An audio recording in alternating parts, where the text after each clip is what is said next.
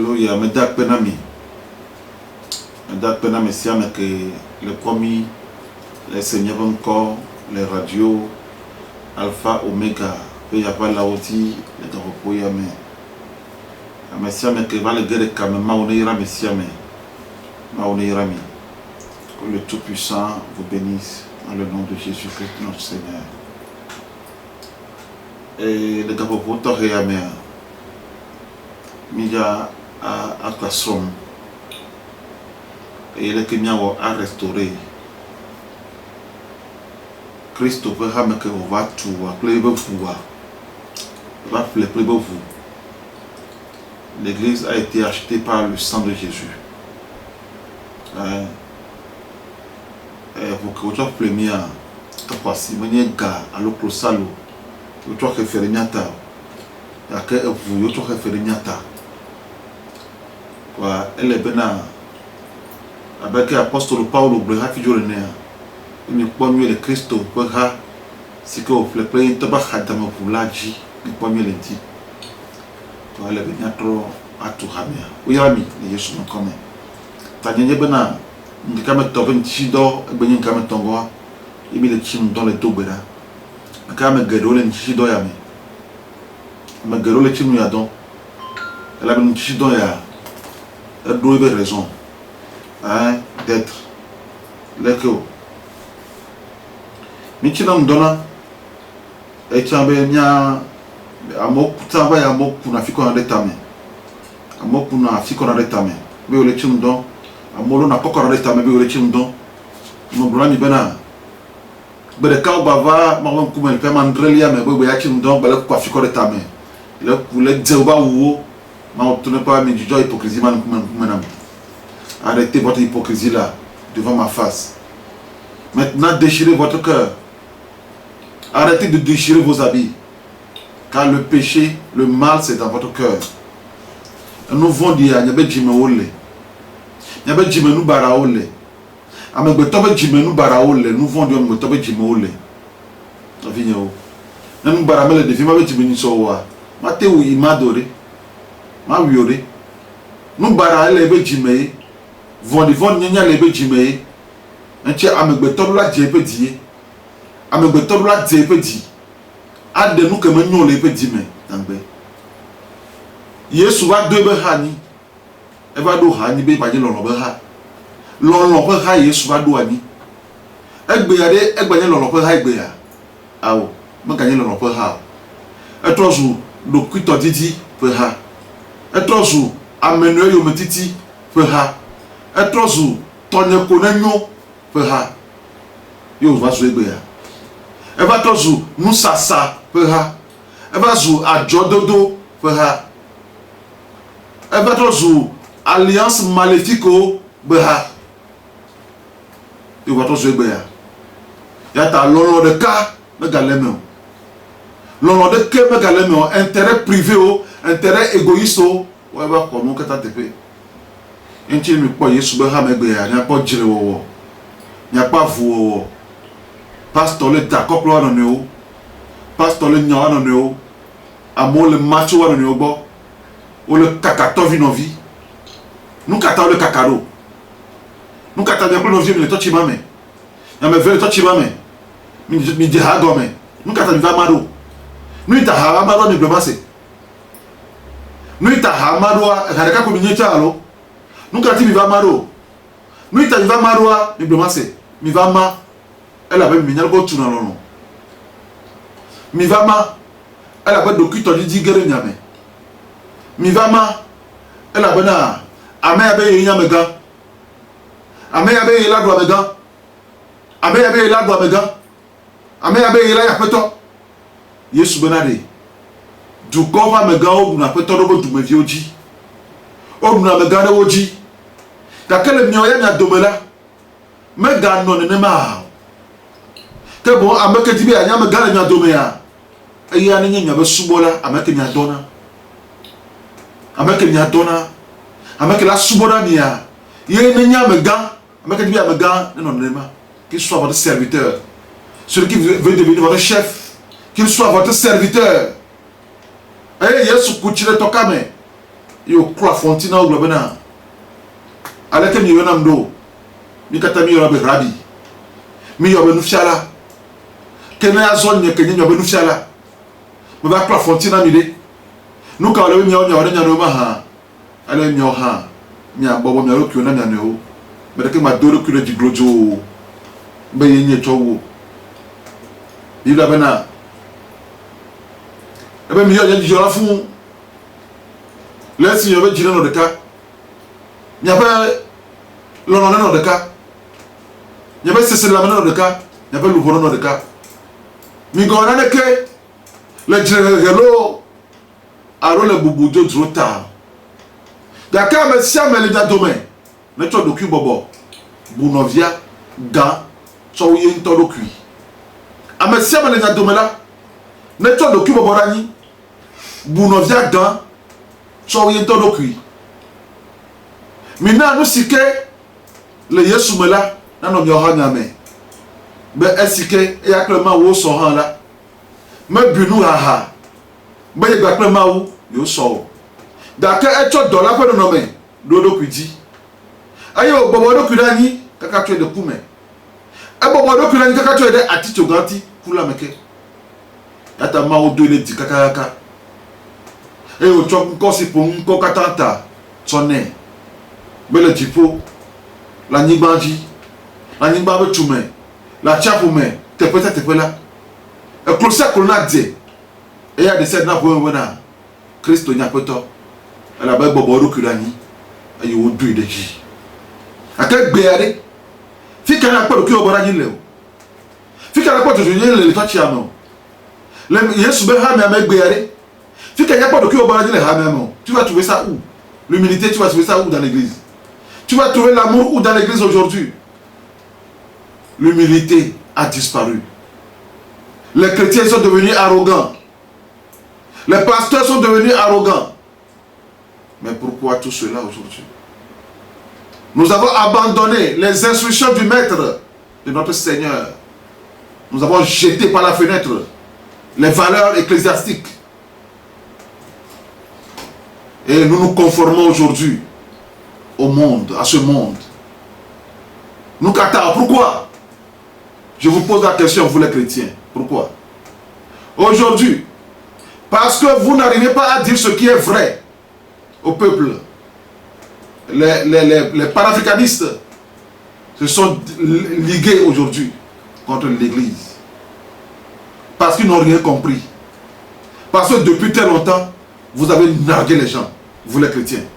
Depuis très longtemps, vous êtes incapables de dire ce qui est vrai au peuple et aux nations. Depuis très longtemps, vous avez refusé de dire la vérité parce que vous cherchez des intérêts égoïstes. Vous poursuivez des intérêts et non les intérêts du Seigneur. Jésus-Christ est venu dans ce monde dans l'objectif d'établir la justice sur la terre. Jésus-Christ est venu dans ce monde pour faire régner le droit. Jésus est venu dans ce monde pour faire triompher la justice et l'équité. Est-ce que vous l'enseignez? Non. C'est la bénédiction que nous enseignons. Dieu va te bénir. Viens à Jésus pour être béni. C'est ce que nous enseignons depuis la nuit des temps. Et nous avons aliéné les chrétiens. Nous avons détruit la quintessence du christianisme en eux. Est-ce que c'est bien? Est-ce que c'est normal? Il est temps de changer de paradigme. Il est temps de changer de paradigme. Il est temps de renouveler le christianisme.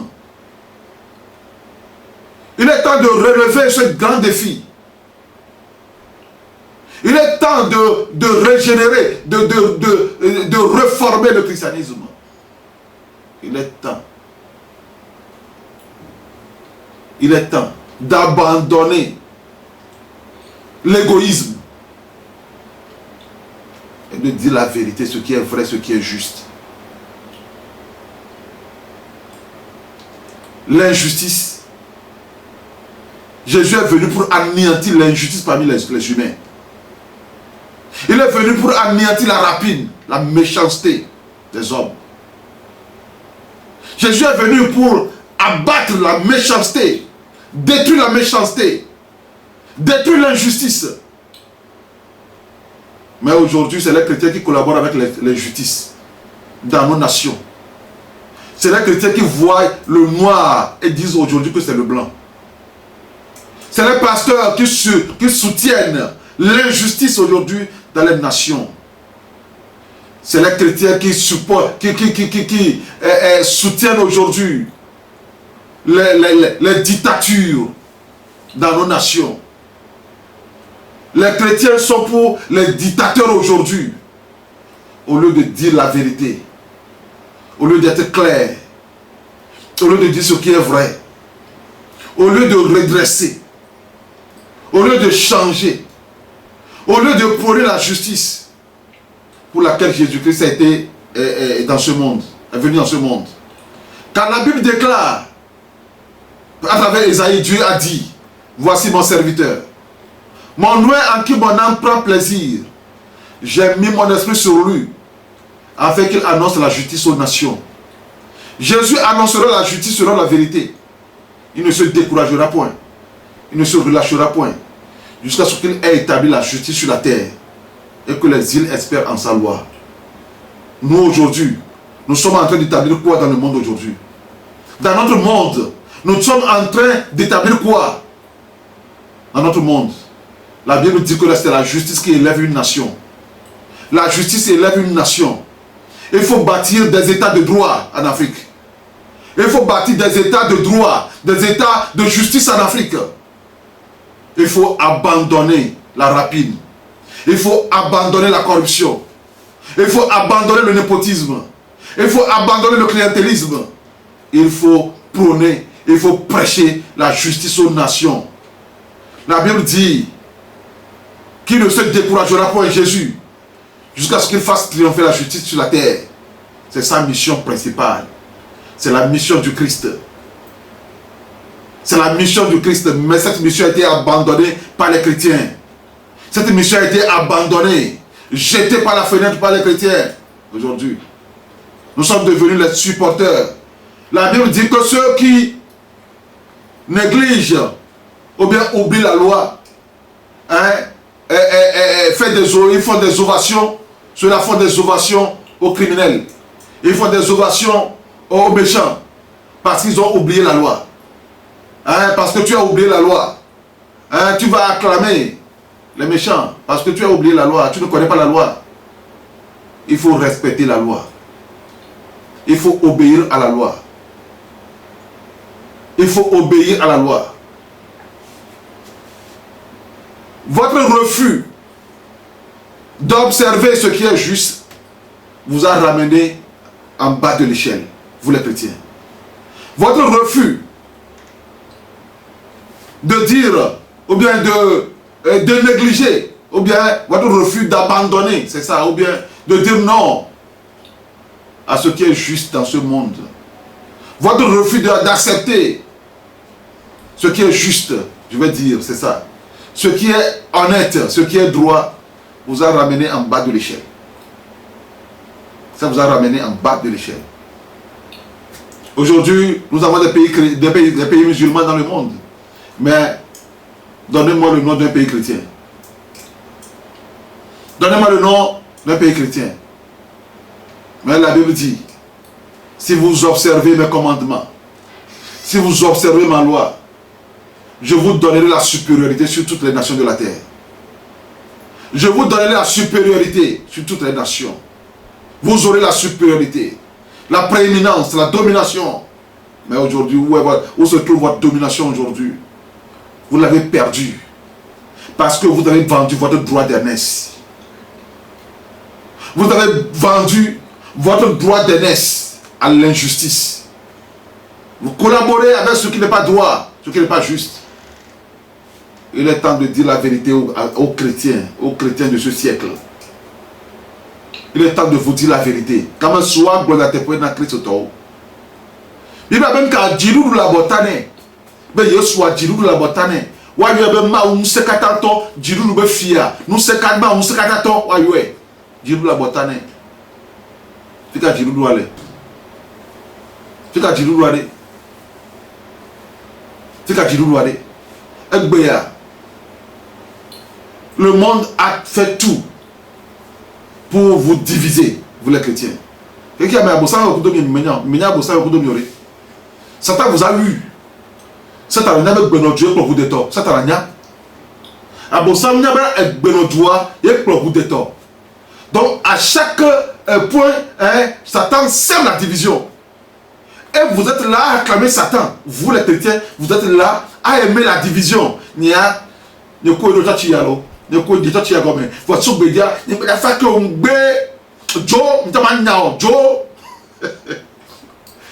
vous vous réjouissez dans ça là.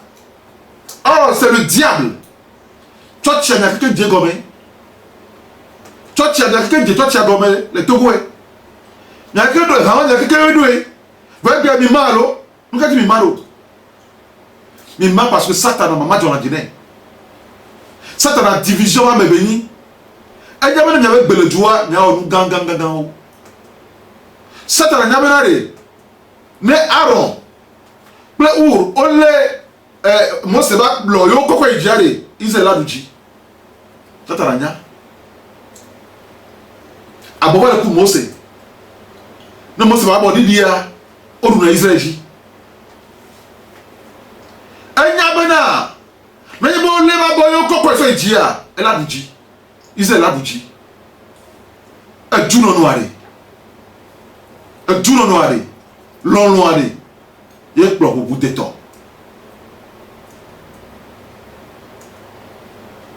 Le chaos. Il y a un Thomas. Les Togois, politiciens, mais c'est un ballon de notre jour. Mais c'est un ballon de joueur de nous. Miaocha. Quand on a prené union. Miao chrétien que là a prené des chaos. Miaocha ni ma ten. Ne menyata le miaocha nyano. Nyamina miaocha nyano. Miaocha ni marque miao que là a prené des chaos. Non. Bon wanania miaocha mama le miaocha domaine. Apôtre Paul globena. Vous le faites mettre blena bena mama le mia domaine. Et maman ça tombe le trop sous bolo han domaine.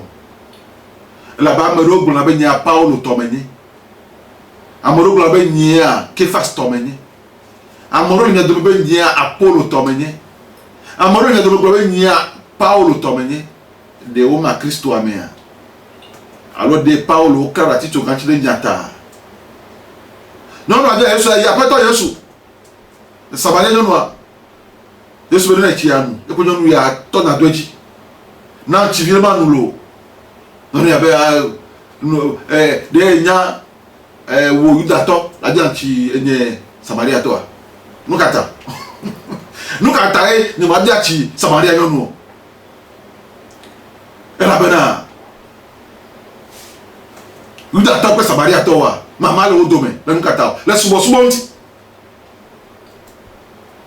tenia yudato wa nyawo me be Jerusalem fuma ko maulema pe bien ngro mi daje ajera to mi nye me Jerusalem ko maulema ma wule nyango le fia le kerezim toaji le fia kerezim toaji si ba nyamyo nyona nyabe takpepe ole fe nyami dura berale Yesu be nyonu comme c'est azon elle ba manye kerezim toji le Samaria alors Jerusalem yo a ko ma ofofo la le yo a do berale ma wule elle ba nya tefe gbe dora la o wa do berale ma wule gbogbo me be nya tefe me le tefe le siade tu vois ça elle avait ma wonye gbogbo e aba kedi bi asubo ya ele bo asubo le gbogbo ba plenya tepe me kedi bi asubo ma wa ele bo asubo ma le gbogbo me wa asubo le nya tepe ya me elle avait gbedura se o to se o ma o lona non de Samaria le tamesia non de 15 minutes le tame mi o de ka le gbogbo le kame mi asubo ma o le ka. Vous voyez, les chrétiens ont deux couilles. Musulmans, il y a télé ouelo. On est déjà musulmans. Vous voyez, tout mosquée, les mettez double dans les zungo, ne va do kakabeli la double dans les ciment, ne va do ne a forever là il temple là il mosquée ciment tout bel ciment là ciment tout bel la belle gedo cha e gajo to takwe hai ngata le church man ou arisi ngata le church man ngata le church man church man il y a comme les yeux voix pasteur mawa o mai sukulu abe nyawo ne o mai sukulu abe nyawo ne o mai sukulu nyawo mai sukulu pe amade yo ya mai sukulu ke tawre ne sukulu ayi kapia to pasteur que Petro ya topo de la beni mais sukulu bo adanto sukulu ya kada da pa bile tomu adanto ato igba pa bi ko to boko we tu na bombo horo fi ba ko no na ma to yo le pe Yesu wa yo menya na ke o Yesu we uzo amo pe de la e Yesu tso do ha be nko no video Kristo to me le yomi lolo de ka wo ye klo bu de to dake ti ka gba pa lolo le o de Kristo me gbe ya ata me le yomi be na nya o reform enya ko gbo me le ya na mia ele mia tre wazunu adontila leke o adontila le club de Jésus-Christ mais le club de Jésus-Christ ça enya club de que yeme mia rétablir valeur ecclésiastique ole club de Jésus-Christ là, on va restaurer les valeurs ecclésiastiques dans le club de Jésus-Christ. Mia rétablir valeur ecclésiastique en l'aimé. George Yine Yometiti. Mia tepetoto. À mon avis. Nuit didi na à mon avis. Adi no vie be nuit. Abela que Bible globena. Le Jérusalem. Ebe ko se tobe jile de ka. Obe susu le de ka. Amerika ben yo mu ke yin to e to be yin toto. Que nous katanye hamenu nao. Aya monsieur si anigba on la gbele o le la. Obe jira o. Yo chok ga apostle wa for bena wa mana me tiam le be yanya onu. Ale ba me da ke kin ma no yo do me o. E pa santo wa. Obe me da ke ngba no yo do me o. Egbe yare. Au lieu de délivrer de la pauvreté, nous créons la pauvreté aujourd'hui dans les églises. Non mais la fête de mon pasteur, mais il y avait la fête de mon pasteur, il y a un pasteur qui la fête de mon pasteur, elle a bien. Mais il y a les tamaboum, 20. Et bien, les gouvernements. Toi tu roules, on a réveil de 9 semaines. 9 semaines de réveil, 9 semaines. Aujourd'hui on a lundi, mardi, mercredi, jeudi, vendredi, on a quête spéciale. Et puis, maintenant, réalité, je vais pas aller blanc. Toi, tu as les filles, toi, tu as manque les filles. Et dimanche, on a 5 quêtes. On a donné des attends, c'est le cas, c'est vrai, c'est ton, c'est né. Kaka, c'est attends les considérés de Kagwe. Les que Zobonto, avec les Zobonto pour tout coin, là tu s'en sortir les toi tu vas non. Les que avec les Saïmon le moto, les Djanibana, les Saïmon le moto, les que batté au cas s'en sortir les toi tu vas même. Au lieu de créer la richesse, nous créons la pauvreté. Au lieu de sauver les peuples, nous les enfonçons dans la pauvreté. Il est temps d'arrêter ça. Il est temps de stopper ça dans le christianisme. Il est temps d'arrêter ça dans le christianisme. Il est temps de stopper ça dans le christianisme. Christianisme, elle va péra monti. Va doit mourir encore. T'as le club de Jésus-Christ, mais il y a péra ce bon tonti. Bébé do le soboanji, ne ba do fiancé. Mia pere agbate tolanti, la liquidation, ça là. Les clubs de Jésus-Christ, mais. Avec le tchak battu la cigare, mais elle est bien pénéti. Les clubs de Jésus-Christ, oiseau, liquidation, ça là, elle a bien. Elle a pas 30 000 là, elle a été sa liquidation phare.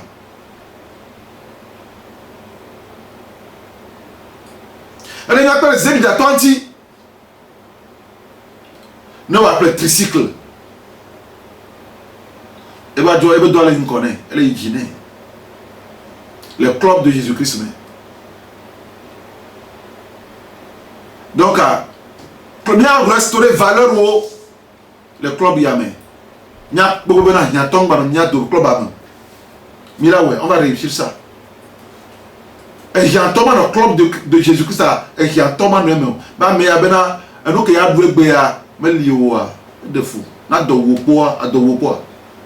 On vient. Mbele. E do ya quoi? E do ya quoi? Nous que la do me po que la do. Hein, nous que sont là d'où, viola d'oua, les formes peur. Et tu as les dieux quoi? Et tu as les dieux quoi? Ben nous jouons de comme un lieu. Vous t'avez été bien à nous, mais t'es bien à nous. Ciao. Ah bien, il va bien à mais il va à naïo. Vous m'avez couvert à les lions.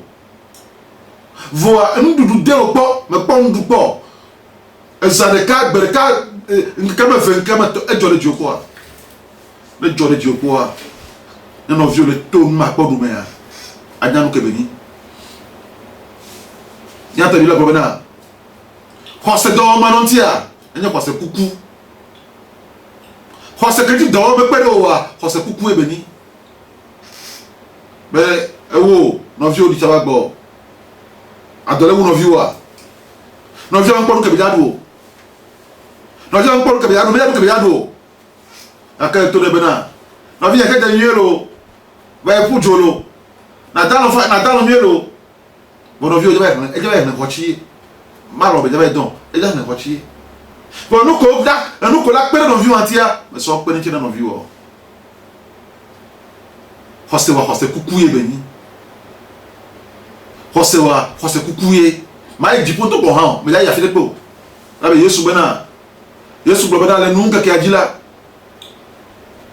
Yatona Abereke Alepola pour avoir l'imple bon de pas kumela ene ma ya pofu ya mao domaine Yatona bon bena ya monsieur au profiter mi awoya au profiter mi bon le ba do wumie na nu meduo ti ko wumie na chi menu me la mama ni meta vona mo me le do ba ti ba pom da me le ga ho mi ba ti npo no bi apeto fi ka mi po le mi mo nu sia no hala ando nti na be ke mi o na mi ano viola enye ni mo na ameka sia wa me veliare tu le kana ameka si mele wa ameka si nduru lere enaka ameka si mele wa yehowa ben bedura ke jonga jinaya enye bo atuka majo wana brother mesi oterani na ka wa bulu na do wito na ba ya ko na meka me ko tepe ko amno ba ya ko ne ba no me ne pas me mama tavone ngala do kyodo wonto wontila ne wo si ola o kekeli ati ababu de ne e wo haya adukaba ayo yewo ayo atona o adoli wa gobe nyesi yewo adengo na o e penti ko ba kan gbodo na o na yebe e de ametete ra nyina le do me ati ame gboto ra nyate no violani amo do no ma khefene o no de kemele me o et de mettre la le dos mais asi fiafiame ple un nouveau di popo apodiame awo legede awo nyadwe ne de nyamara le dos mais et de moral le dos mais o keke ya que les victimes ayi wotizi anu abe ntokutu takiene ebe kwara oya anu abe abosi odechi la ene abosi odechi anu abe aboko odechi ene aye achoble baba pe do aye atocho eduko gba atocho dugbagba o eduko gba atocho ta no vient longtemps Gamesu mi a formé club de Jésus-Christ ne mi a restauré valeur chrétienne la justice la justice, l'amour, la paix. Il y a restauré justice. Nous sommes les défenseurs du droit et de la justice, nous les chrétiens. Nous sommes les défenseurs de la justice.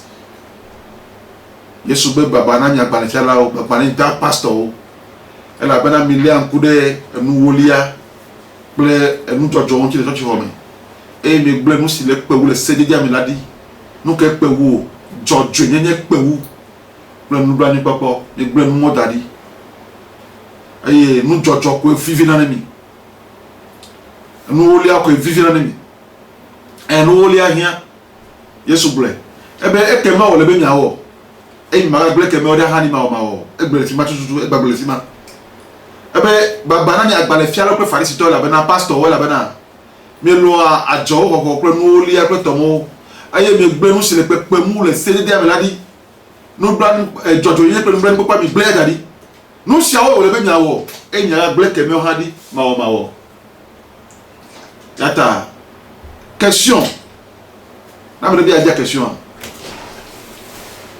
était déjà question fa était yo fa te yo l'émission ya me fa na be ayoa ate yo les 93 75 15 75 93 75 15 75 quoi ate agede ekame e na bia nya kure Kristo subo anti iko trotare kuna gbe ya va mia dwe kwe nyadwe ya pot king bele kwa na ma ole mi da si kwa nyadwe nyadro jonwa ra be no mele o tepo no o do le afode no ke mbu afode no kwata o bu afode ma o subo o bu afode no bo ko mi vale o bu afode ma o subo ma wa ai o atuna mo subo na amos tona chrétien ma o tona amego subo na magro na obena me lefu nya ben kekenyo ai me chiwo ni ma venya beta pe gbo ase o mi savo mi jomu mi offrande o mi e ma nye ko apa o mi tenya be ha ora le bonye e be sanko le to me vem nam enya dojo na si abe chi nene aye jojo yin abe to husi me nya na le labom enya jojo na si abe chi ene aye jojo yin abe to husi me nya na le labom ye ji me mawule ye wa to na Yeremia be na Yeremia chite Jerusalem na di chale Jerusalem ba di chale Jerusalem di Amerika ike lo na jojo yenye le pa me manema ma to nya pe nouveau kata kemi di Amerika nam ike jojo yenye jona jina di Amerika ke lo no jojo e ma to nya pe nouveau kemi nka ji ma ole to nya bo nka ji ma ole to nya bo ta na le bia attends bien le numéro madifa attends bien le WhatsApp dit tafa numéro le WhatsApp dit attends bien le difa aye amawa me adonchi now 93 75 15 75 ate yo le dit aye awo bien ofa et après to la adonchi now allo le bien le page Facebook a dit il y a la siwa ate tu es bien page Facebook kadi quoi apostole la quoi ayi wa do ya bien manchina o club de Jésus-Christ nyama ko bi ablo bien mi na be numéro ruda ayi wa chom chodo me e nya réunion di quoi nous ko valeur ko mi le prôner valeur vieux ko le mea mi la gbenami la be gbeno Dieu club de to secteur o le dumiaji de gedo mo le dumiaji le jodo yemo o le dumiaji le mato yeme cette gedo elle a bobo gbele jouer ni cha nya gbele no tunya mu nwi ni o ta de nya gbele no joare na nya wo nwi nya gbele no joare nya pere nya no nchi nya gbele no joare nya kpro de to gbele no ju ye kpro de to ata emria Meleyomi club de Jésus-Christ de Nazareth ne mi ado mi yo mi na mi ado numéro 91 94 29 29 a dit 91 94 29 29 ne mi ado mi a intégré club de Jésus-Christ que menya pour une valeur le eh envie me le mo na envie le mo wa mi me ja ho nyele bia na wa me abia wa me amere akpon ma wala o nyire no vi o e ba bia nku na wa me ja no club de Jésus Christ no e me ja me moto bi o en jalousie le mo enye ao il me dit le club de Jésus Christ. Nous cherchons des hommes de valeur. Amayo valeur le voici.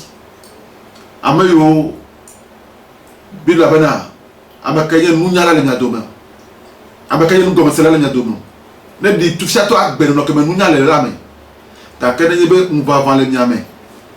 Et amodira be utoma konenyo là. Midaka ba tu nyama je dambe yo disima wo. Am papa le nyame e jere le nyame la mi gora dai ate dam ano bora mo bana yo gisima wo nunya sia ma tokipo abosam toy jojo me toy bobo vombe nunyai ala ba fike ye amojira be to ma konenyo fike ye amo wona jirele fike ye amo mana lela anu gbegbule okoro na fima nu gbegbule de okoro na fima. Nous n'avons que tout qui pouvoir.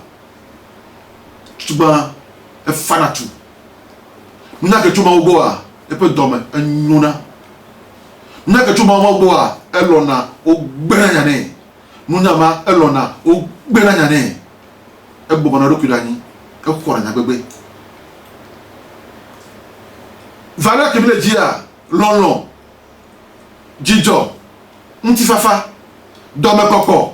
Dorme nono. Amu kwari tonyenye domene kono etonye eji etonye ajimari anga na gbegbe ya ina mo va gbo kwa uja ko kwa to na dikwa robe na gbe to lia dome kona ne igbo mo planya male mo church mo play lo but na me gbe to lide dome kona ne domene kono le no vi unchi fo domene kono no vi unchi David e gbere ma obana de mawu na ba jin pole same ne va kakanye jimo pour le samé ne kakanye fodo pour le samé là ma kpona na kelnye jimo na ne kemele menye cho mu sho do na cho nu nyeme na ne kemele jinyeme cho mu sho do na cho nu nyeme do ma ne kona o ne no vi onchi no vi o ban ko yi ne toki na o jinyu na no vi o jino vi o ban ko gbe yi Yesu ben ba jinu si anuna unto de do jinu si anuna ma bucha ena ma Yesu cha nyema mile we gbe ya imele we ode ami anye pastor ma o si ami nto ebe no ato vernam le ke nya o kaka ba tani pastor tema ama wuto ama bada ama vondi o pastor da de ma no viole nko yima e ke la be ma wa pena wa era no vedo me no la dibene yi ngbodo me ne yakpo ya pasi pe eto e ku imam de mi adogo imam de nye kolonye e do la ba egbe an to cha do la ba fi egbe ya vo be o me pastor ni ma te va egbe ya fi egbe ya e la bena o samanya be imam de ka pa na imam bo ka mi o de ka mi ya kroso yi e be mi am jona jinam to e utrebe imam de ya be jona jinam to e ya no ka ta ma o be solidarité ya e jona jinam ale gbegbe no village jejume ya mikata jejume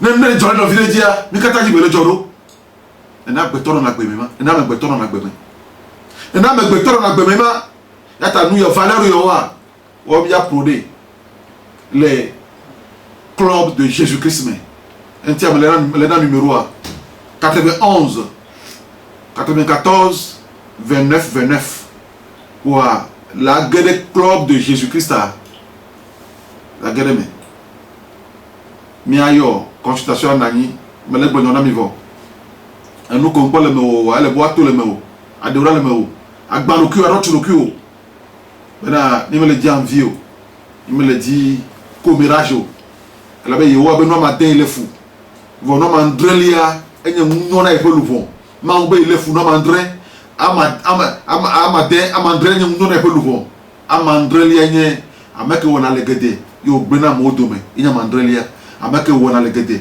afoko ano legede won assez les filles, à tous les filles, assez les filles, à tous les filles. Il me le dit à maman Tobideko. Il me le dit à maman Tobideko. Bila bana, avec un bon abeille, il y a un soubola, il y a un de la guerre, pas de ola, il va soubola Jojuro. Mais nous allons l'université biblique où la bana, nous allons pour nous pour la chrétien de Caillou, nous allons pour nous pour la du corps taille. Bila bana, avec un bon abeille, il y a un soubola, il y a un de la bene, pas de ola, il va soubola balo, Jojuro. Soit des Jojuro. Ta me gabe ni ma soubola voix, soubola ni Jojuro aussi. Le club de Jésus-Christ, mais Amérique Banya me le club à nous. Nous allons veiller. Nous allons travailler. Club de Jésus-Christ, mais Amérique Thomas Nanio, Amérique Nanio. Solidarité à Nani, il y a peu d'américains menti. Il y a quoi américains menti. Un petit peu de yomi, il va gagner le club de Jésus-Christ. 91, 94, 29, 29. Bible a benadé. Non, Amado Dio, le repère à la fois de Kalanima Yadi. Le Divio Zan. Dans quel temple à Medipo, Cavio. Ouah. Il faut que vous faut voir, il faut blanc, il faut nous, il faut que nous même. Bible a benadé. Ou Américain va dire Yadi, le repère à la fois de Ka, le Divio Zan. Voyez, mettez le Cavi, tu quoi tout. 2 pièces d'eau. Ne violez non, mais. Ouah. Bah, ouais, maman. Il faut que vous fassiez gagner. Il faut que vous fassiez gagner. Elle a ben elle va au dioné Bakhlayame. Elle est vide. Tu es né dans le vide. Au dioné Bakhlayame. Aïe, encore, il vit victime. Encore, il vit victime. Amen, quand on parle de et ton nou to nou le fougue gagné non bien le roi tu après le vieux nya ireme le club de Jésus-Christ mais le kenya hôtel tu après ireme le kenya là tu après aide après au mais et vieux hôtel on tu à fond ah non tu après au mais nya le club de Jésus-Christ mais ma on irami club de Jésus-Christ, elle est revenue. Ne dorme pas, elle est revenue. Ne le ojime avec David René. David ben ah Jonathan to le femme to là. L'on que n'y a plus au domaine. L'on ma et où tu prends une belle long. Ta nous ya mi ja wo play alliance yi. Alliance au dernier sia. Alliance au dernier. L'on que mi ja wo le fima. Ça va être un amour par alliance. Rendez majeur parfaite en ayant une même âme, une même pensée, un même amour, un même sentiment. Ça va être un amour d'alliance. Et il y a un club de Jésus-Christ. Mais il y a un jour où on te leva et on te leva et on te leva et on te leva et on te leva.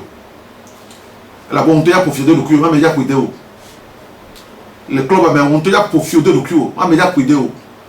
Le club a même quoi les va les blancs nos vieux là marché les va blanc marché à fi pour des vadio et va au dit me vieux dit elle ben a dit nous nos vieux un amour sans faille. Nous allons cultiver un amour sans faille comme le Seigneur l'a demandé.